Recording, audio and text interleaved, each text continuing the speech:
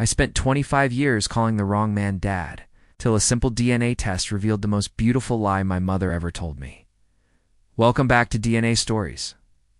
I'm here to share something that completely shattered and rebuilt my understanding of family, love, and what it really means to be a father.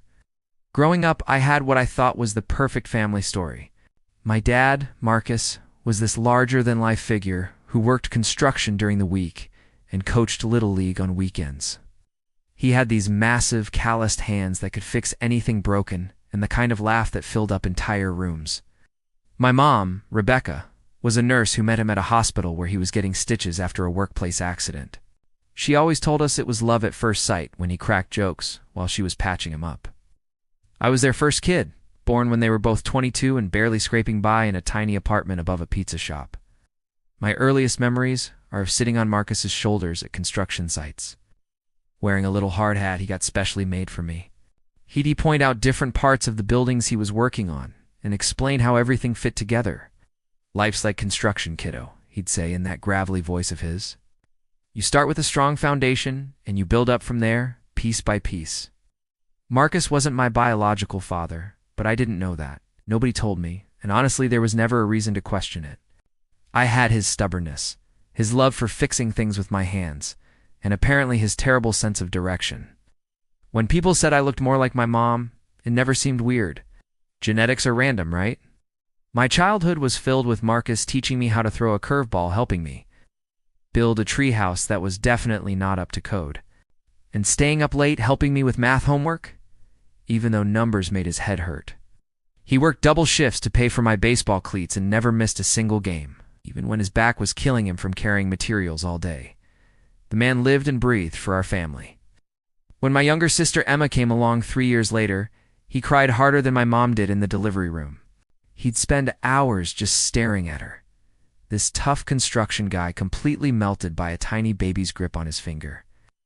Emma looked exactly like him. Same dark curly hair, same mischievous grin, same way of tilting her head when she was thinking. Marcus had this ritual every Sunday morning, where he'd make these elaborate pancake breakfasts. We're talking Mickey Mouse shapes, chocolate chips arranged in smiley faces, the works. He'd wear this ridiculous apron that said "Kiss the cook" that my mom got him as a joke, and he'd flip pancakes way too high in the air just to make us laugh. Those Sunday mornings felt like the center of the universe to me. But here's the thing about perfect family stories. Sometimes they're a little too perfect. Looking back now, I realized there were tiny cracks in the foundation that I just never paid attention to. It's like how my mom would get this distant look sometimes when Marcus and I were goofing around together. Or how she kept certain photo albums locked away in their bedroom closet. Or how she changed the subject really quickly whenever anyone brought up family medical history at doctor visits.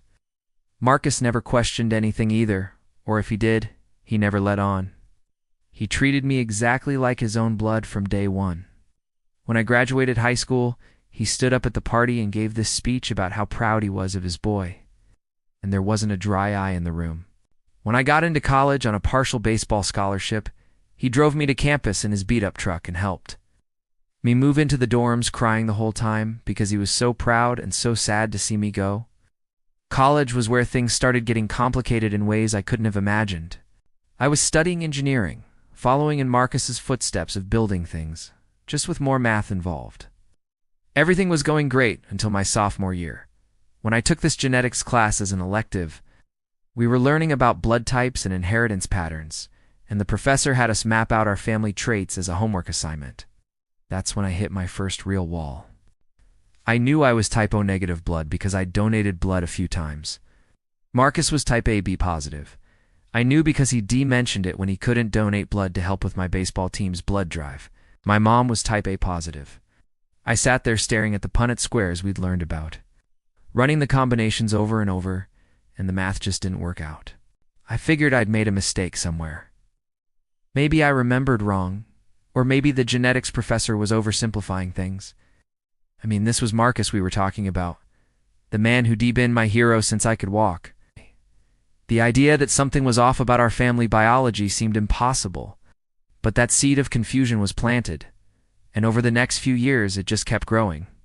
Junior year of college, I started paying attention to things I'd never really noticed before. During Christmas break, I was looking through old family photos with Emma, and she made this offhand comment that really stuck with me. "Isn't it weird how you don't look like anyone in Dad's family photos?" she said, pointing to a picture of Marcus with his parents and siblings. "Like, I'm clearly a clone of Dad, but you could be adopted or something." She was joking, but it hit me like a punch to the gut. I started really looking at those family photos for the first time. Marcus's family had this very distinct look. They were all tall and lean, with sharp features and dark, curly hair. Emma fit right in with them perfectly. But me, I had my mom's lighter brown hair, her softer features, and I was built more solid and stocky. In group family photos, I looked like I'd wandered in from a different family entirely. I started asking my mom casual questions about when I was born, about their relationship timeline, about whether there were any complications during her pregnancy. She'd answer, but I noticed she'd get this tense look around her eyes when I brought up those early days. When I asked to see more baby photos of me, she'd always have some excuse about why she couldn't find them right then. The real turning point came during spring break of my senior year. I was home helping Marcus fix the kitchen sink, and we were talking about random stuff. When the conversation drifted to family medical history, his dad had just been diagnosed with diabetes, and Marcus was worried about genetic predisposition. "Good thing you probably got more of your mom's genes," he said, not really thinking about it. "My family's got diabetes, heart problems, the works. Your mom's side seems to have better luck with health stuff." That night I couldn't sleep. I kept thinking about blood types, about family resemblances, about why my mom kept changing the subject whenever medical history came up. I decided to do some digging on my own. I started with the easy stuff, looking through online genealogy sites, trying to trace family medical records. But every time I'd ask my mom for specific information about her side of the family, she'd get vague and say she didn't really know much about her parents' health history, since they died when she was young. The weirdest thing was that she had plenty of stories about her parents in every other context. She could tell you exactly what her mom's favorite recipe was, or how her dad used to sing off-key in the shower, or what they were wearing the day she introduced them to Marcus. But ask about their medical history, their blood types, anything genetic, and suddenly her memory got fuzzy. I started paying more attention to how my parents interacted, looking for clues I might have missed. Most of the time, they were the same loving couple they'd always been.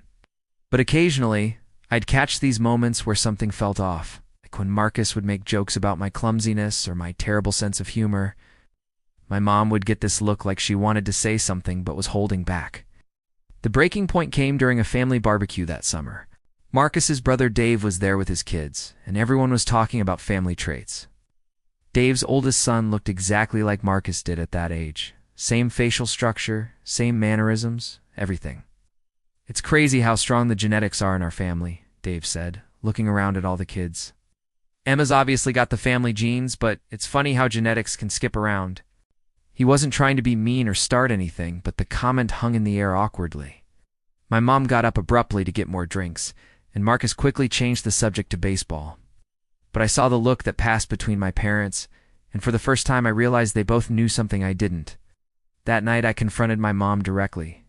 I waited until Marcus was in the shower and Emma was out with friends, and I just asked her straight up, "Mom, is Marcus my biological father?" The way her face went completely pale told me everything I needed to know before she even opened her mouth. She tried to deflect, asked why I was asking such a crazy question, but I could see the panic in her eyes. "Please just tell me the truth," I said. "I'm 21 years old. I can handle whatever it is." She sat down at the kitchen table and put her head in her hands. For a long moment, she didn't say anything, and I could hear the shower still running upstairs. Finally, she looked up at me with tears in her eyes.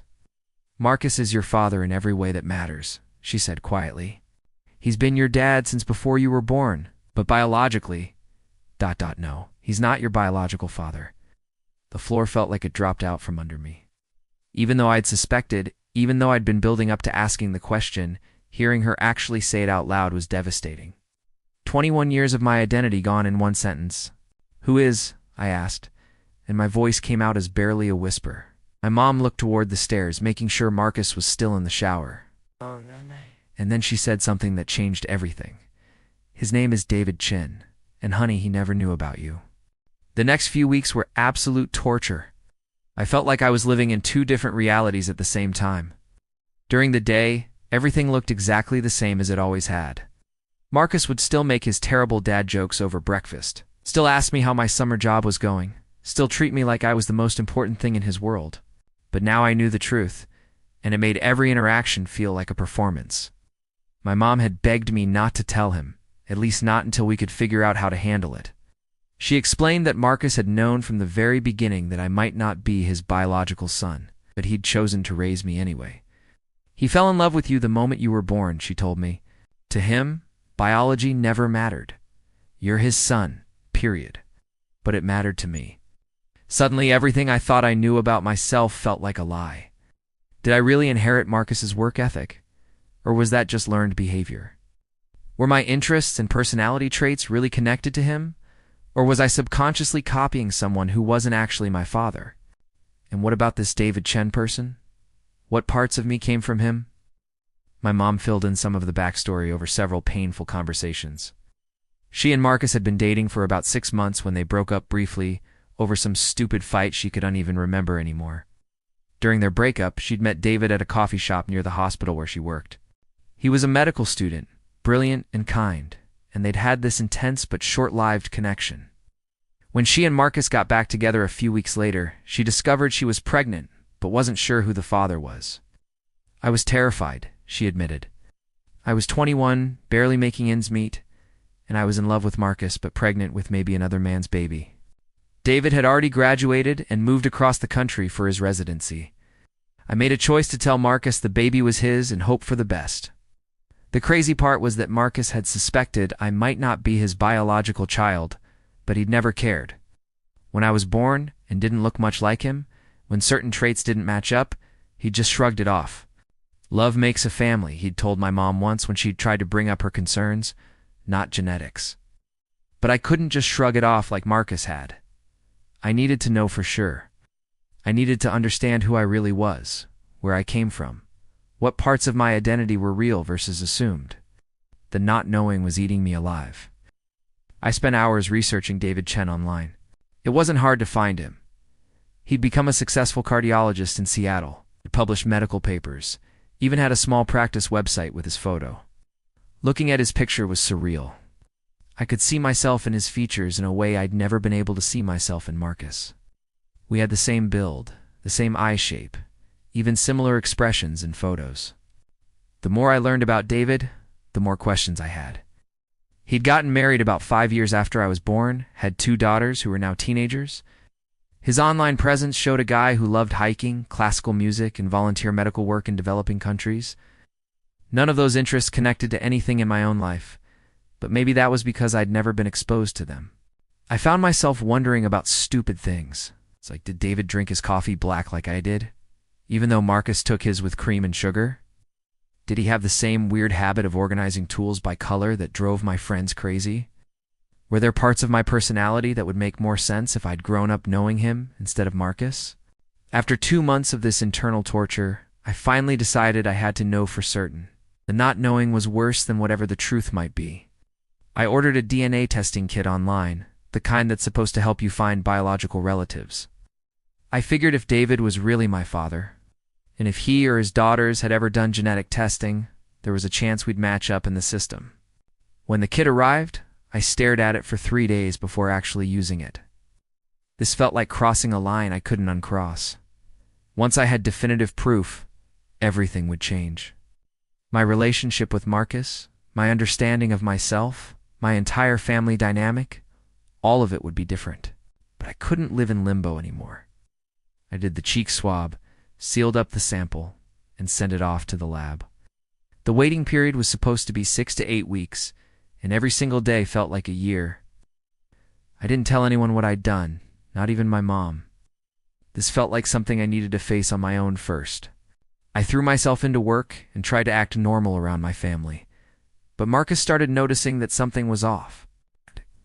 "You okay, kiddo?" He asked me one evening when we were working on his truck together. "You seem like you've got something heavy on your mind lately." The concern in his voice almost broke me. Here was this man who'd loved me unconditionally my entire life, worried because I seemed upset and I was secretly investigating whether he was actually my father. The guilt was overwhelming, but I also felt like I owed it to myself to know the truth. Just thinking about the future, I guess. I told him, which wasn't entirely a lie. Trying to figure out who I'm supposed to become. Marcus nodded and handed me a wrench. You know what I learned from construction? Sometimes you can't see the whole building from the foundation level. You just have to trust the blueprint and build it one piece at a time. 6 weeks later, I got the email that the results were ready. I was sitting in my college apartment on a Tuesday evening when the email notification popped up on my phone. Your DNA results are ready.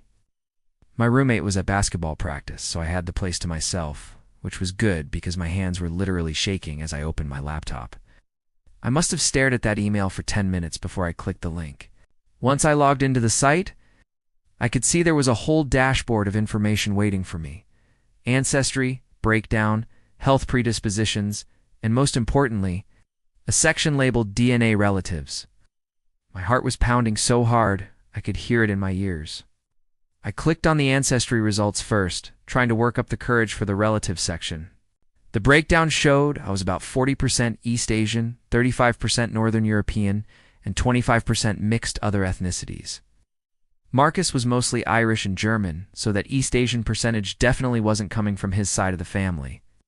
My mom was Italian and Polish, so that didn't account for it either. This was the first concrete proof that what my mom had told me was true. But I needed more than percentages. I needed names. I clicked on DNA relatives and immediately saw something that made my stomach drop. Close family predicted relationship. Half-sister. The profile showed a teenage girl named Jennifer Chen, age 16, from Seattle. Jennifer Chen's daughter. I clicked on her profile with trembling fingers. She had shared some basic information. Loved art, played violin, was a junior in high school. Her profile picture showed a girl who looked unmistakably related to me. We had the same eyes, the same smile, even the same way of tilting our heads slightly in photos. But that wasn't the end of it. The system had found another match. Close family. Predicted relationship. Half-sister. This one was listed as Michelle Chen, age 14, also from Seattle. 2 half-sisters I'd never known existed. I sat there staring at the screen for what felt like hours. This was real. David Chen was definitely my biological father, and I had 2 half-sisters who were living completely separate lives from mine. They probably had no idea I existed, just like I'd had no idea about them.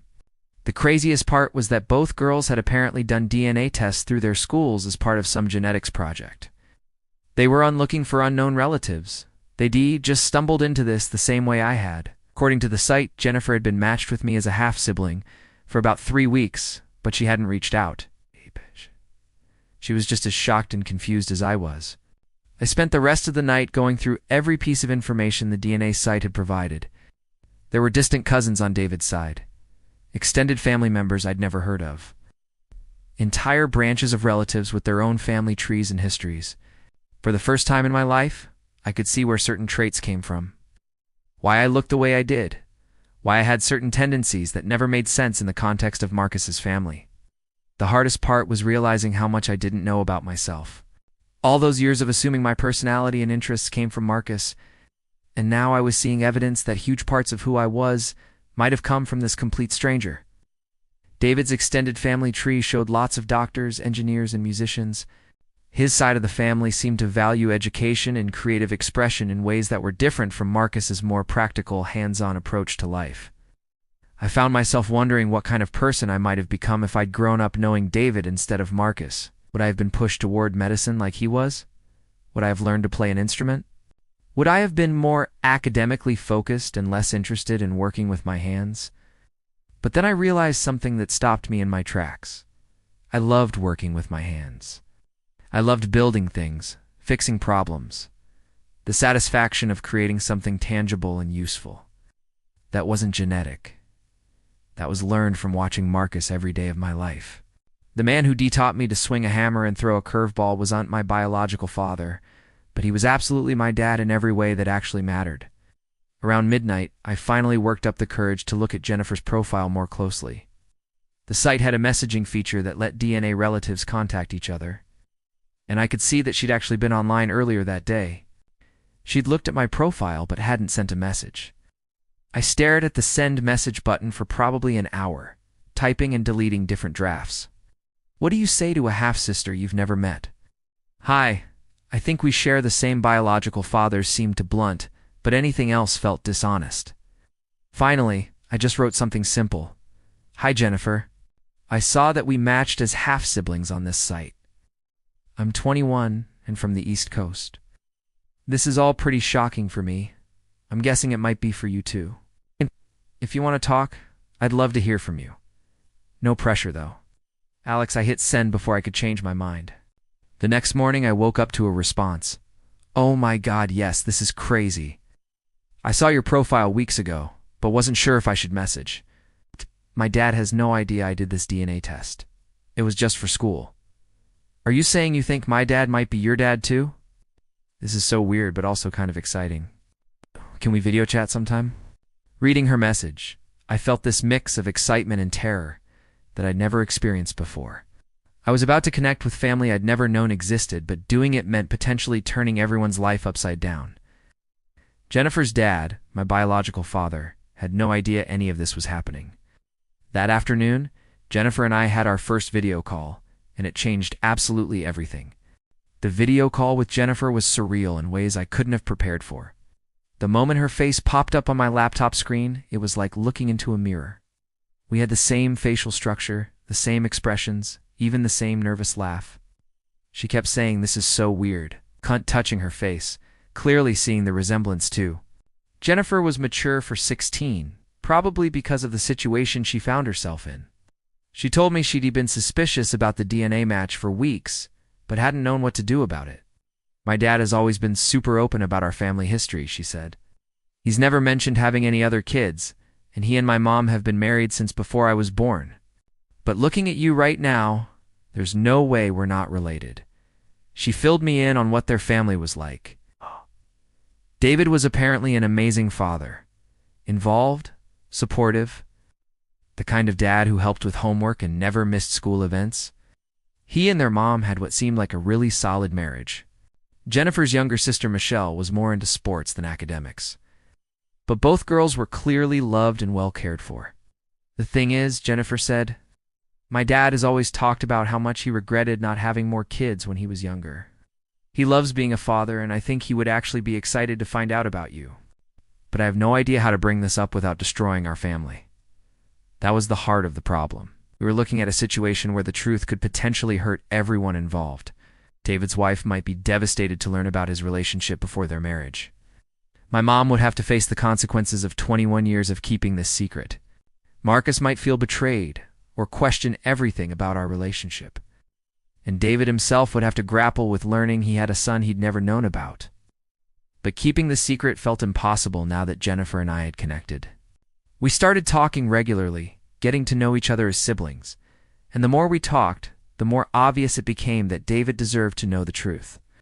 Jennifer showed me pictures of family vacations, birthday parties, Christmas mornings, all these moments of a family life I'd never been part of but somehow belonged to. After 2 weeks of video calls and messages, Jennifer made a decision that terrified both of us. I'm going to tell him, she said during one of our calls. I can't keep this secret from my dad. It's eating me up inside, and he deserves to know he has another child. The plan was for Jennifer to approach David first, explain about the DNA test, and let him process the information before potentially reaching out to me. We agreed that this was David's choice to make. If he didn't want contact, we'd respect that, even though it would break both our hearts. Meanwhile, I knew I had to come clean with my own family. The guilt of keeping this from Marcus was becoming unbearable, especially as I watched him continue to treat me with the same love and pride he'd always shown. I decided to talk to my mom first, then figure out how to approach Marcus together. I drove home from college on a Friday afternoon and found my mom in the kitchen making dinner. Marcus was still at work, and Emma was at soccer practice, so we had the house to ourselves. Mom, I need to tell you something, I said, and the look on her face told me she knew this conversation was coming. I explained about the DNA test, about finding Jennifer and Michelle, about the video calls and everything I'd learned about David's current family. My mom sat down heavily at the kitchen table and just stared at me for a long moment. I've been dreading this day for 21 years, she finally said. Part of me hoped you'd never find out, or that if you did, you'd just let sleeping dogs lie. I also knew that wasn't fair to you, or to David.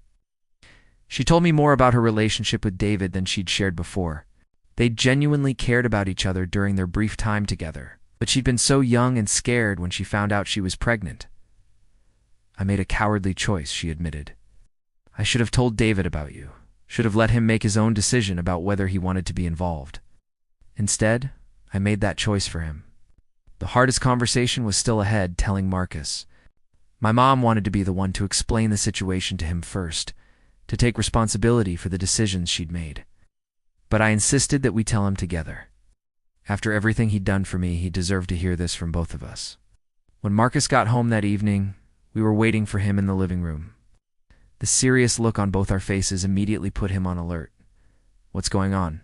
he asked, sitting down across from us. "Did somebody die?" "Nobody died," my mom said quietly.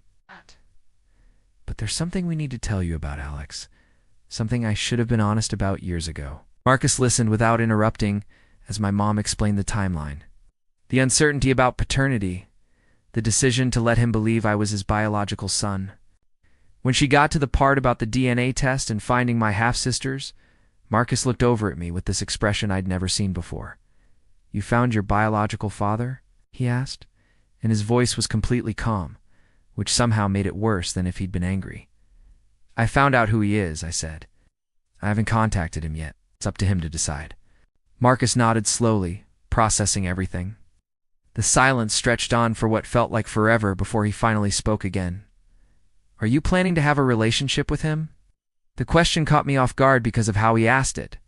Not angry or hurt, just genuinely curious about what I wanted. "I don't know," I said honestly. "Maybe. Does that bother you?" Marcus looked at me for a long moment, and then he did something that completely broke my heart. He smiled. "Kid," Marcus said, and his voice was thick with emotion, "I've been your dad for 21 years.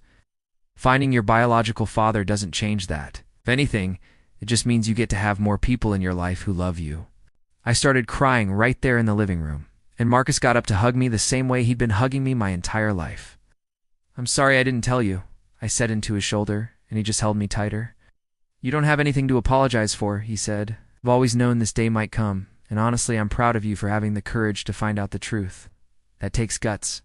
The conversation with Marcus continued late into the night. He admitted that he'd suspected from early on that I might not be his biological son, but it had never mattered to him. "Love doesn't come from DNA," he told me. "It comes from showing up every day, from being there through the good times and the hard times. From choosing to be someone's parent even when it's difficult." He also surprised me by being genuinely curious about David. "What's he like?" Marcus asked. "What does he do for work? Does he seem like a good guy?" There was no jealousy or resentment in his questions, just the same protective instinct he'd always had about people in my life. A few days later, Jennifer called me with news that changed everything. She'd told David about the DNA test and about me, and his reaction had been everything we'd hoped for and more. "He cried," Jennifer told me over video chat. Like, really cried. Happy tears, but also sad tears because he missed out on knowing you. "He wants to talk to you as soon as you're ready, but he also wants you to know that he doesn't expect anything from you. He just wants to meet his son." The first phone call with David was awkward and emotional and perfect, all at the same time.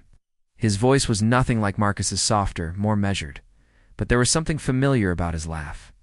He asked me a million questions about my life, my interests, my plans for the future. Wanted to know everything about the son he'd never known existed. "I need you to know," David said during that first conversation, "that if I had known about you, I would have been there. I would have been part of your life from day one. I also need you to know that I'm grateful to Marcus for being the father you needed when I couldn't be." That phone call led to more phone calls, which led to video chats that included Jennifer and Michelle. Getting to know my half-sisters was like discovering missing pieces of myself I hadn't known were gone. Michelle had the same competitive streak I did, the same need to prove herself physically. Jennifer shared my love of problem-solving and building things, even though she applied it to art instead of engineering. The whole situation could have torn our families apart, but instead, it brought everyone closer together. David's wife, Linda, was initially shocked and hurt by the revelation, but she eventually welcomed me into their family with open arms. You're part of David, she told me during our first meeting. That makes you part of our family too.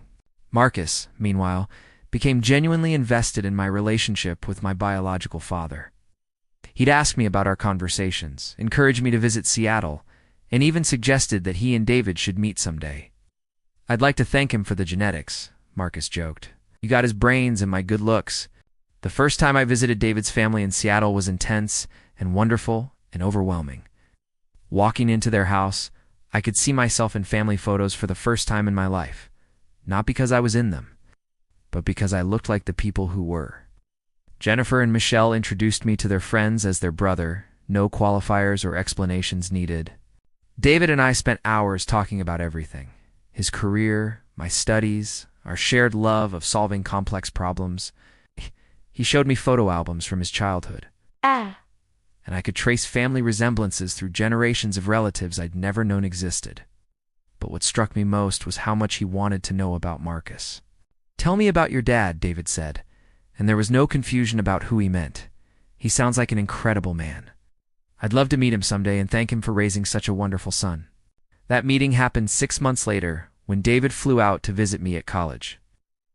Watching Marcus and David shake hands for the first time was surreal. The man who'd raised me meeting the man who'd helped create me. Instead of awkwardness or competition, there was immediate mutual respect. Thank you, David told Marcus. Thank you for being there for him when I couldn't be. Thank you for making him, Marcus replied. It's the best thing that ever happened to me. Now, 2 years later, I have something I never expected to have. 2 fathers who both love me completely, just in different ways. Marcus is still the dad who taught me to work with my hands, who cheers at my games, who calls me every Sunday to check in. David is the father who shares my analytical mind, who helps me think through career decisions, who's teaching me about parts of my heritage I never knew I had. My relationship with both my families has deepened in ways I couldn't have imagined. Emma loves having older siblings to look up to, and Jennifer and Michelle have become like additional sisters to her. My mom and David have even developed a friendship, bonding over stories about me and shared pride in how I turned out. The truth didn't destroy our families. It made them bigger, stronger, and more connected. I learned that love isn't about genetics or biology. It's about the people who choose to show up for you, who invest in your happiness, who celebrate your successes, and support you through your failures. Now, when people ask about my family, I don't hesitate. Marcus is my dad, the man who raised me and shaped who I became. David is my father, the man whose genes I carry and whose love I never knew I was missing. Both relationships are real, both are important, and both have made me who I am today. Sometimes the most beautiful discoveries come from the most unexpected places. And sometimes the truth doesn't set you free from your family. It just shows you how much bigger your family really is.